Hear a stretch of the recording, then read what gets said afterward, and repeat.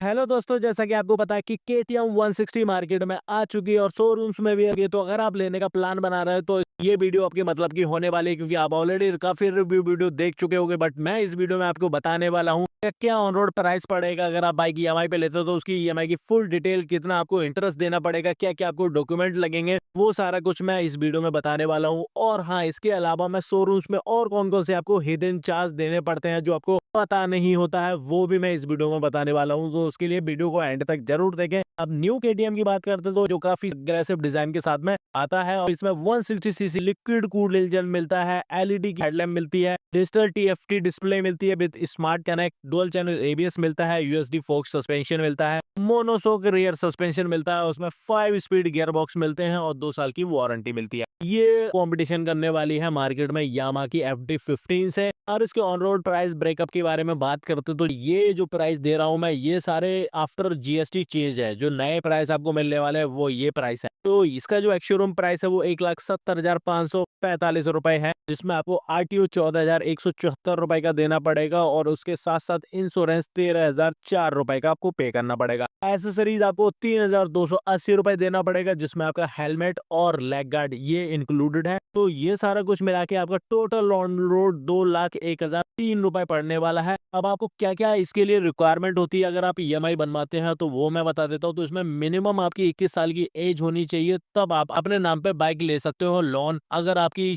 As 18 से ऊपर है, 21 से कम है, तो आपके पेरेंट्स के डॉक्यूमेंट लगते हैं, जो वो आपको मेन गारंटर बनते हैं इसमें। अगर आपका सिविल स्कोर 760 से अच्छा है तो आपको इंटरेस्ट रेट कम मिल सकते हैं। अगर आपका सिविल स्कोर कम है तो आपको ज्यादा इंटरेस्ट देना पड़ेगा और हो सकता है कि आपकी EMI भी ना बने। अब मैं EMI प्लान के अगर बारे में बात करता हूं, तो यहाँ पे अगर आप 50,000 रुपए का डाउन पेमेंट करते हैं और 18 महीने की EMI बनाते हैं, तो पर मंथ आपको 9,988 रुपए का अमाउंट पे करना पड़ता है 18 महीने के लिए, जिसका टोटल अमाउंट 1,79,784 रुपए बनता है। जाके आप मंथ को और एक्सटेंड करते हैं, 24 महीने की EMI बनाते हैं, तो यहाँ पे 7,840 रुपए का पर मंथ EMI बनता है 24 महीने के लिए, जिसका टोटल अमाउंट 1,88,160 रुपए पड़ता है। जाके और एक्सटेंड करते हैं तो 36 महीने की EMI बनवाते हैं, तो इसका 5,697 रुपए पर मंथ आपको देने पड़ेंगे 36 महीने तक, जिसका टोटल अमाउंट 2,05,092 रुपए पड़ेगा। 48 महीने की EMI बनवाते हैं तो आपको पर मंथ 4,646 रुपए 48 महीने तक पे करने पड़ेंगे, जिसका टोटल अमाउंट 2,23,008 रुपए है। ये जो अमाउंट है इसमें इंक्लूडेड नहीं है आपका डाउन पेमेंट, तो डाउन पेमेंट इंक्लूड करके आपका 2,73,008 रुपए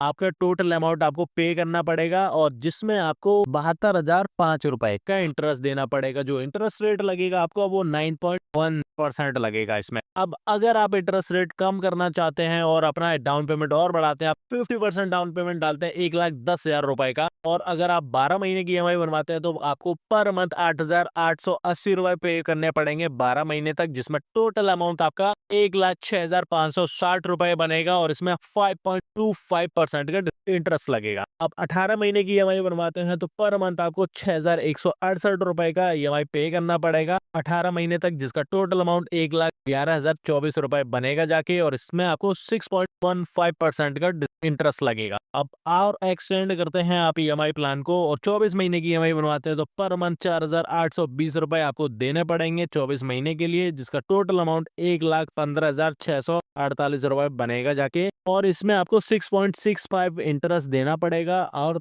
आप EMI और एक्सटेंड करते हैं, आप 36 महीने की EMI बनवाते हैं यानी 3 साल की, तो आपको पर मंथ 3,477 रुपए देने पड़ेंगे, जिसका टोटल अमाउंट 1,25,172 रुपए बनेगा। अब इसमें डाउन पेमेंट और EMI को टोटल अमाउंट मिला के 2,35,000 आपको पे करने पड़ेंगे, जिसमें आपको इंटरेस्ट रेट 7.2% देना पड़ेगा, और जो टोटल इंटरेस्ट आपका बनेगा जाके वो 34,169 रुपए आपको इंटरेस्ट अमाउंट पे करना पड़ेगा। अब आपको और क्या एडिशनल डॉक्यूमेंट लगेंगे वो भी मैं बता देता हूँ। तो सबसे पहले आधार कार्ड, पैन कार्ड और बैंक की डिटेल विद ATM आपको देना पड़ेगा। पासपोर्ट साइज फोटो लगेगा आपका, और अगर कहीं आप बाहर रहते हैं तो आपका रेंट एग्रीमेंट वहाँ का प्लस इलेक्ट्रिसिटी बिल की कॉपी देनी पड़ेगी। ये डॉक्यूमेंट के बाद वो EMI आपका बना बना देंगे। अब मैं आपको एक दूसरा पॉइंट क्लियर कर देता हूँ। अगर आप सोच रहे हो कि बाइक की कीमत अगर 2 लाख रुपए है, जिसमें मैंने अब 50,000 का डाउन पेमेंट डाल दिया, अब मेरी जो ईएमआई बनेगी वो 1.5 लाख रुपए की बनेगी, तो ऐसा नहीं है। शोरूम वाले इसमें फाइल चार्ज भी ऐड करते हैं, जो ईएमआई अमाउंट का 2 से 3% होता है, जो बैंक को जाता है। ये आपको डिस्क्लोज नहीं करते हैं, वो मैं बता रहा हूँ। इंटरेस्ट जो लगता है वो आपका फ्लैट रेट पे कैलकुलेट होता है, यानी कि जितनी लोन अमाउंट ली गई है उस पे आपको हर साल उसी अमाउंट पे आपको हर परसेंटेज इंटरेस्ट का देना पड़ेगा, जो रिड्यूसिंग नहीं है, तो आपको ज्यादा इंटरेस्ट देना पड़ता है। इसके अलावा हैंडलिंग, वारंटी, आरएसए चार्ज और एसेसरी चार्ज नेगोशिएबल होते हैं, तो इनको नेगोशिएट जरूर करें, जो आपको डिस्काउंट मिल सकता है। अगर मेरे हिसाब से देखेंगे तो यहाँ पे 1,10,000 रुपए का डाउन पेमेंट और 18 या 24 महीने की ईएमआई प्लान आपके लिए बेस्ट रहेगा, क्योंकि ईएमआई भी आप इजीली पर मंथ दे सकोगे और जिसमें काफी ज्यादा इंटरेस्ट आपको पे करना नहीं पड़ेगा। तो ये था न्यू केटीएम 160 2025 का न्यू प्राइस ऑन रोड और ईएमआई प्लान, जो मैंने आपको दिया है आफ्टर जीएसटी चेंज। तो आपकी क्या राय है इस बारे में, मेरे को कमेंट करके जरूर बताना। बाकी मैंने काफी ईएमआई सीरीज बना रखी है, जिसमें काफी बाइक की ईएमआई प्लान दे रखे हैं, तो वो मेरे चैनल में जाके देख सकते हैं। और ऐसी डिटेल वीडियो के लिए चैनल को जरूर सब्सक्राइब करें।